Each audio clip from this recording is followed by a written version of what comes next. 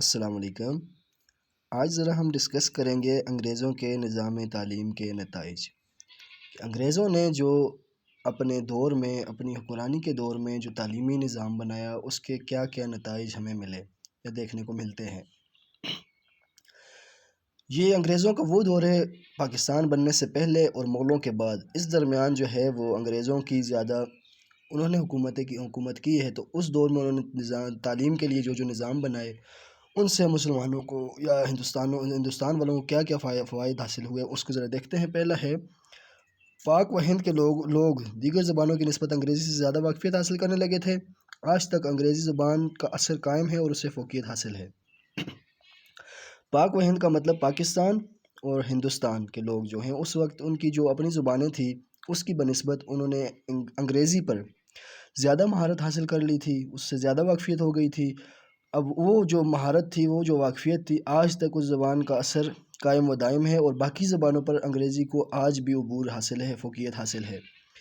دوسرا ہے عیسائی مبلغین نے جا بجا مشنری تعلیمی ادارے قائم کیے، اس طرح مذہبی مقاصد کے حصول کی کوشش کی۔ اب عیسائیوں نے بھی اپنے ادارے قائم کیے اور اپنے مذہب کی طرف لوگوں کو راغب کرنا شروع کیا اور مذہب کا جو ان کا مقصد تھا وہ حاصل کرنے کی کوشش کی، لیکن ایسا کچھ بھی نہیں ہوا۔ پھر اس کے بعد مسلمانوں کے نظام میں تعلیم کو بالواسطہ طور پر نشانہ بنایا گیا۔ اب جو مسلمانوں کے نظام تعلیم تھا اس کو کیسے نشانہ بنایا گیا؟ ایک ہوتا ہے بلا واسطہ، بلا واسطہ ہوتا ہے انڈائریکٹلی، اور بالواسطہ ہوتا ہے ڈائریکٹلی، تو اس کو نشانہ بنایا۔ پھر دوسرے نمبر پر سائنس کے فروغ سے مسلمانوں کو ہی فوائد پہنچے۔ اب جو انہوں نے سائنس کے فروغ کے لیے کام کیا انگریزوں نے، اس سے کس کو فائدہ ہوا؟ اس سے صرف اور صرف مسلمانوں کے ہی فائدہ پہنچا۔ پھر پانچواں پوائنٹ ہے کہ 1904 کے یونیورسٹی قانون پر عوام اور خواص نے اس لیے زبردست تنقید کی کہ اس قانون کے ذریعے تعلیم پر حکومت کی گرفت مضبوط کرنے کی کوشش کی گئی تھی۔ اب 1904 میں ہوا کیا؟ 1904 کے دوران یونیورسٹی کے قانون بنا، اس پر عوام اور خواص نے اس لیے زبردست تنقید کی، انہوں نے تنقید کی، اس سے کیا حاصل وصول ہوا؟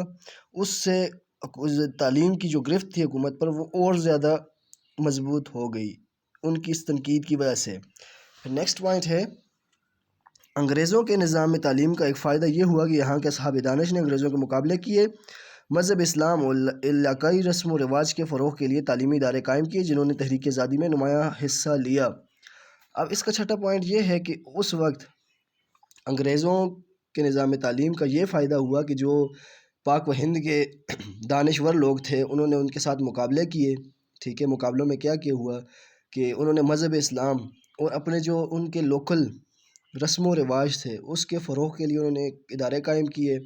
ان اداروں میں اپنے مسلمانوں کو انہوں نے گائیڈ کیا، ان کو سمجھایا، ان کو برین واش کیا۔ پھر وہی ادارے جو ہیں ایک وقت میں تحریک آزادی جو چلی تھی اس میں انہوں نے نمایاں کردار ادا کیا۔ اب تحریک آزادی جو چلنے کا مقصد تھا اس کا مقصد صرف اور صرف یہی تھا کہ اس وقت پاک و ہند میں جو 8 کروڑ مسلمان تھے ان مسلمانوں کے لیے ایک الگ ریاست ہونی چاہیے، اور اس ریاست کا نظام جو ہے وہ مذہب اسلام پہ ہونا چاہیے، اسلام کے رول اینڈ ریگولیشنز اپلائی ہونے چاہیے۔ اب یہی جو ادارے انہوں نے قائم کیے تھے انگریزوں کے خلاف اپنے علاقائی اور مذہب اسلام کے اصولوں کو ان کو فروغ دینے کے لیے، وہی ادارے جو ہیں وہ پارٹیشن کے وقت آزادی میں یا تحریک جو چلائی گئی اس میں انہوں نے بڑا معاون کردار ادا کیا۔ پھر اس کے بعد دیکھتے ہیں کہ معاشرتی و اقتصادی پالیسی اور مواصلاتی نظام۔ پھر ہے سوشل پالیسیز، معاشرتی پالیسی۔ لارڈ کیٹنگ نے مالکان زمین یا جاگیرداروں کے ہاتھ غریب مزارین کی زمینوں سے بلا وجہ بے دخلی کا نوٹس لیا اور 1859 میں ایک قانون کی منظوری دی۔ اس قانون کے ذریعے مزارین کی ایک حد تک تحفظ فراہم کیا گیا۔ انصاف کی فوری اور سستی فراہمی کے لیے بمبئی، کلکتہ اور مدراس میں ہائی کورٹس قائم کیے گئے۔ اب یہ بمبئی، کلکتہ اور مدراس یہ تینوں اس وقت جو ہے انڈیا کے اندر موجود ہیں۔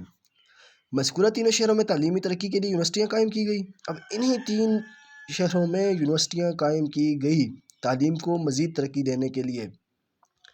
پھر قانون 1861 کے ذریعے ہندوستانیوں کو کونسلوں میں نمائندگی دی گئی۔ لارڈ لیٹن نے ہندوستان کے لیے سرکاری ملازمتوں میں اعلیٰ عہدوں تک رسائی کے لیے راستے کھولے۔ لارڈ رپن نے مقامی حکومت کے نظام کی حوصلہ افزائی کی، انتخابی نظام کو رائج کیا گیا، ان حکومتوں کو اپنے اپنے علاقوں میں تعمیراتی کاموں، صحت اور تعلیم کی ترقی کے لیے اختیارات دیے گئے۔ اب جو انہوں نے کونسلر ان پہ بھرتی کیے، کونسلوں پہ لوگ بھرتی کیے، پھر ان کو اپنے علاقوں کے تعمیراتی کاموں کے لیے، صحت کے لیے اور تعمیرات کے لیے، ترقی کے لیے، تعلیم کے لیے ان کو اختیارات دیے گئے، پھر یہ اپنے اختیارات خود استعمال کرتے تھے۔ اسی دور میں تعلیم کی ترقی کے لیے ہونٹر کمیشن قائم کیا گیا اور کمیشن کی تجاویز عمل کیے گئے۔ انصاف کے حوالے سے آپ نے انگریزوں اور ہندوستانیوں کے درمیان فرق کو کم کرنے کے لیے قانون سازی کی۔ اب جتنے بھی ہم اس معاشرے کی پالیسیز کو پڑھتے ہیں تو جتنے بھی انگریز تھے انہوں نے معاشرے کی فلاح کے لیے بہت معاون کردار ادا کیا۔ اب اس میں جتنا بھی ہم دیکھتے جائیں آگے تو ہمیں کافی ساری ایسی چیزیں دیکھنے کو ملیں گی کہ جن میں وہ چیزیں آج بھی ہم یہاں اپنے اس کرنٹ سچویشن میں بھی دیکھتے ہیں کہ وہ چیزیں ہمیں امپلیمنٹ ہوئی ہوئی نظر آتی ہیں۔ چلیں آج کے لیے اتنا کافی ہے، تب تک کے لیے اللہ حافظ۔